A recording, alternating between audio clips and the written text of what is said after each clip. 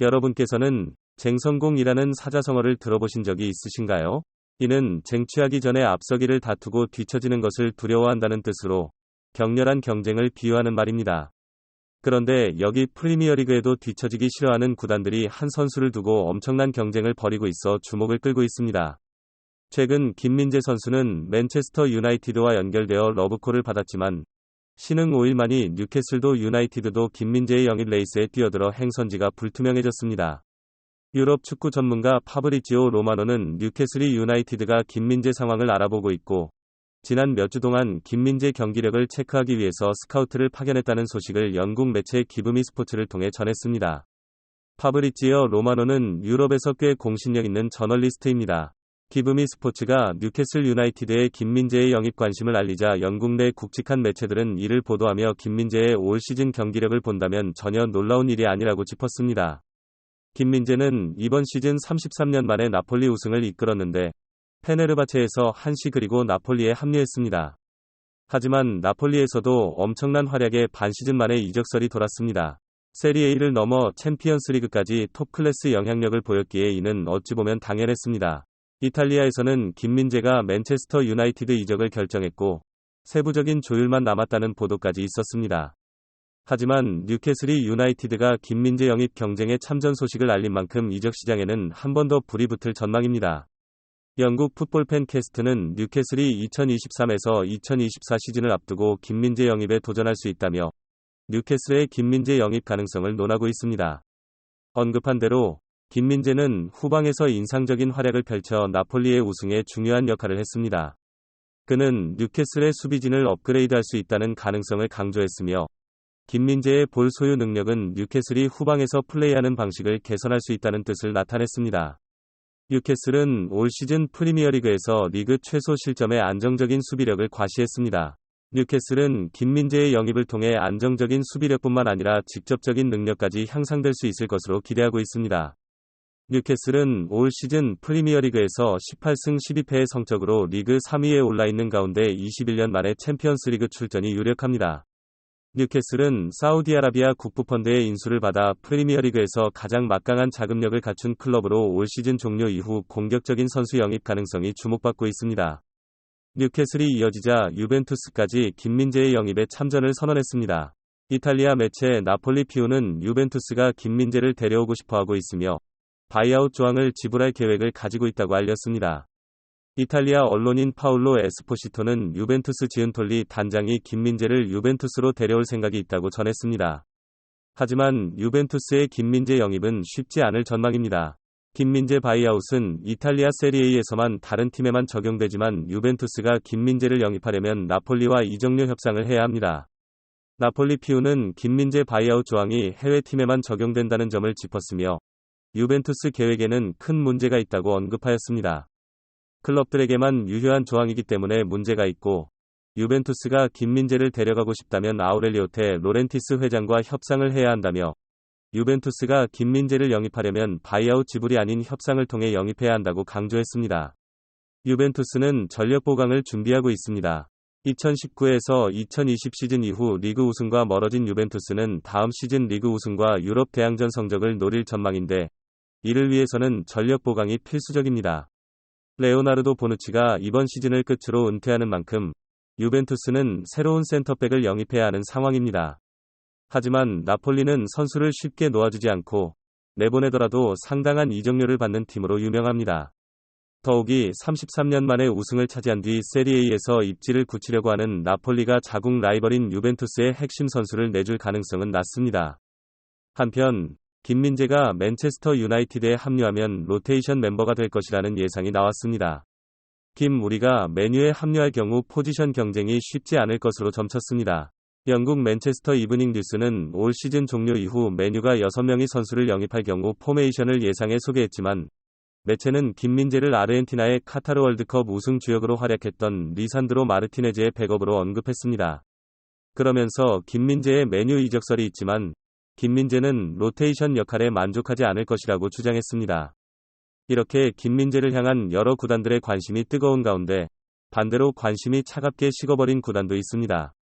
바로 토트넘 구단입니다. 토트넘은 현재 감독 선임에 힘을 기울이고 있는데 엄청난 노력에도 불구하고 율리안 나겔스만 감독에 이어 사비 알론소 레버쿠젠 감독까지 토트넘 사령탑 후보에서 자진 하차했습니다. 알론소 감독은 안방에서 열리는 AS 로마와 2022-2023 시즌 유로파리그 4강 2차전을 앞두고 가진 인터뷰에서 레버쿠젠 잔류를 선언했습니다. 그는 레버쿠젠과 함께 행복하고 레버쿠젠에 남을 것이냐는 질문에 그렇다며 거취를 명확히 했습니다. 알론소 감독은 지난해 10월 레버쿠젠의 지휘봉을 잡았습니다. 그는 시즌 초반 강등권에 머물던 레버쿠젠을 7위까지 올려놓았고 유로파리그에선 4강 진출을 이끌었기에 토트넘은 그를 원했습니다. 하지만 알론소 감독은 다니엘 레비 회장에게 부담을 느낀 듯 보입니다. 레비라는 변수를 넘기가 쉽지 않았던 것입니다. 나길스만 감독도 선수 영입의 정권을 달라는 부분에서 이견을 나타내며 토트넘 차기 사령탑 후보에서 지워졌습니다. 상황이 이렇게 되자 현지에서는 레비가 도대체 뭐 하고 있냐는 소리가 나오고 있습니다.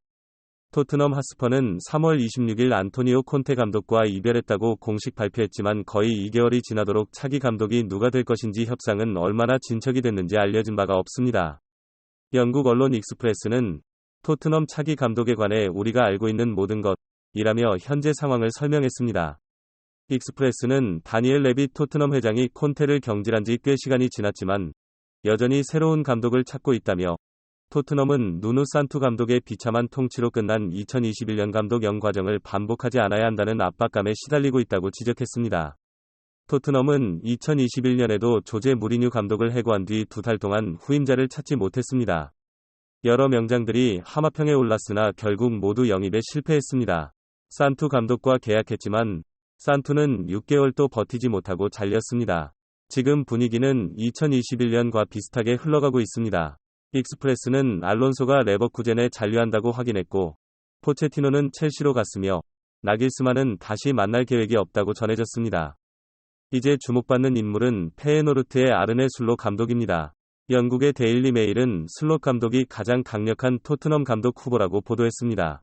슬롯 감독은 올 시즌인 2021년 7월 페에노르트의 지휘봉을 잡았고 올 시즌 3장을 열었으며 6년 만에 정규리그 우승을 이끌었습니다. 페에노르트는 슬롯 감독을 지키기 위해 안간힘을 쓰고 있습니다.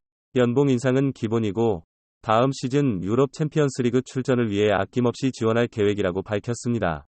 하지만 토트넘은 규모가 다른 클럽입니다. 페에노르트가 얼마를 지원하든 토트넘에 비하면 왜소할 것이라는 것이 현지 언론의 분석입니다. 이렇게 토트넘이 감독 선임에 애를 먹고 있는 가운데 다니엘 레비 회장의 끔찍한 결정이 토트넘 팬들을 경악하게 만들고 있습니다. 형편없는 수비 실력을 가진 다이어 선수의 재계약을 추진하고 있기 때문입니다. 다이어는 지난 2014년부터 토트넘 소속 선수로 활약하며 출전했는데 지난 2019-2020 시즌부터는 토트넘 주전 수비로 출전하는 빈도가 늘며 수비수로 자리 잡았습니다. 하지만 다이어의 최근 수비 실력은 전문 수비수라고 말하기 어려운 수준입니다. 다이어는 수비 전술에 일가견이 있는 감독들을 두루 거치면서도 수비 불안을 자주 노출했습니다.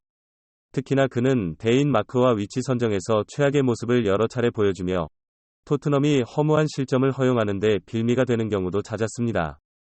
이런 심각한 수비 실력에도 불구하고 토트넘이 그를 대체하는 대신 재계약을 맺는 결정을 하자 과거 토트넘에서 뛰었던 선수조차 비판의 목소리를 내었습니다.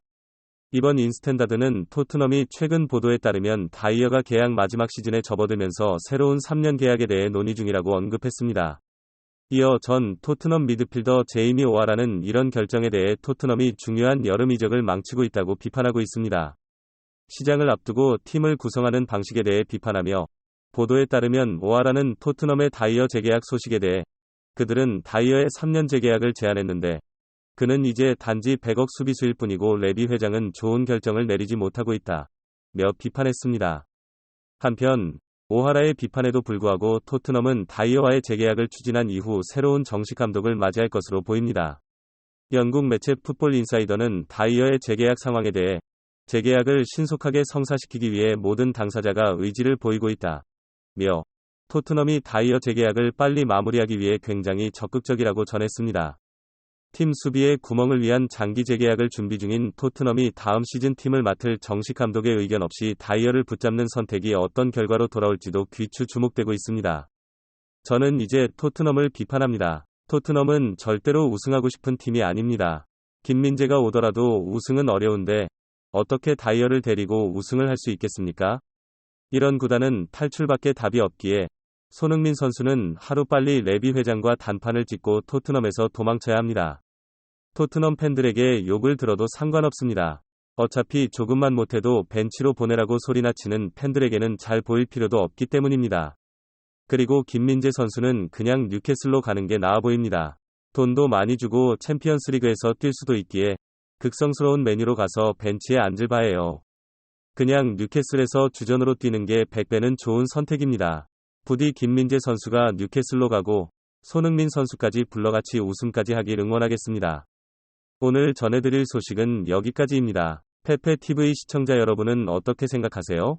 페페TV는 여러분의 생각이 궁금합니다. 댓글로 여러분의 생각을 남겨주세요. 여러분의 행복한 일은 매일 있습니다. 아무도 당신에게 상처 줄 자격이 없습니다. 다른 사람들이 아무렇게나 던지는 말에 상처받지 말고 오늘도 세상에서 가장 소중한 당신에게 잘해주기로 약속해요. 가장 큰 성공은 행복한 당신입니다. 그럼 다음 영상에서 봬요. 감사합니다.